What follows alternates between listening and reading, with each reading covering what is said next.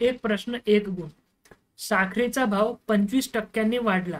घरात साखरेची किती टक्के कपात करावी विचारलेलं. काय मित्रांनो, कपात किती टक्क्यांनी करावी. ठीक आहे, म्हणजे खर्चात वाढ होणार नाही. ठीक आहे.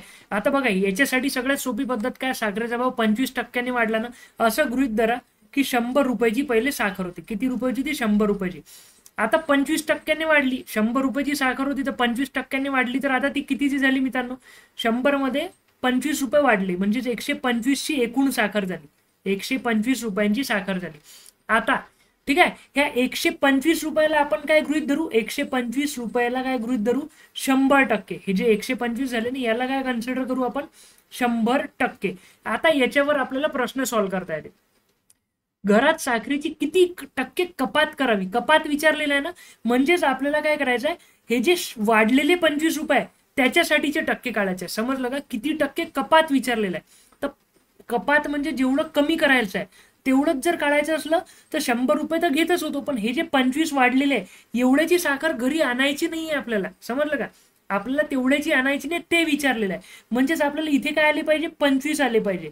ठीक आहे, याच्यासाठी आपल्याला टक्के काढायचे. तर इथे 25 कसे येणार आहे? तर बघा, याला जर मी 25ने गुणलं तर मला काय करावं लागेल? याला सुद्धा 25ने गुणावं लागेल. समजलं का? फक्त इथे लक्षात घे, याला 25ने गुणलं तर यालाही 25ने गुणावं लागेल. आता आपल्याला पाहिजे काय होतं? इथे या बाजूला 25, तर मी काय करेल, ह्या 125ला त्या बाजूला पाठवेल. तर 125 त्या बाजूला गेले तर इथे गुणाकारामध्ये होते, इथे काय होणार आहे मित्रांनो? भागाकारामध्ये जातील. बस तुम्हाला आता फक्त हे जे आहे ना, याचं उत्तर काढता आलं पाहिजे. आणि पर्सेंटेजमध्ये याचं उत्तर कसं काढाल? हे उत्तर कशात पाहिजे आपल्याला? टक्क्यामध्ये. तर हे जे टक्के आहे ना, हे ॲज इट इज बाजूला लिहायचं. बरेच विद्यार्थी काय करतील, टक्के दिसलं तर 1/100 करतात. ते नाही करायचं आहे, कारण की आपल्याला उत्तरच टक्केवारीमध्ये पाहिजे. तर हे टक्के जसेच्या तसे बाजूला ठेवायचं. याला 1/100 नाही करायचं. तर आता बघा काय होतं. तर 25 एक 25, 25 चोक 100, 25 पाची 125. तर 100 भागीला 5चं उत्तर काय आहे ते मित्रांनो? 100 भागीला 5 कितीचं आहे ते?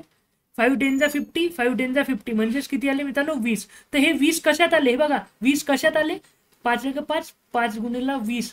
तर हे 20% आले. तर 20 काय आपल्याला आलं पाहिजे? 20%. समजलं का मित्रांनो? 20% टक्के कपात करावी. किती टक्के कपात करावी? 20% कपात करावी.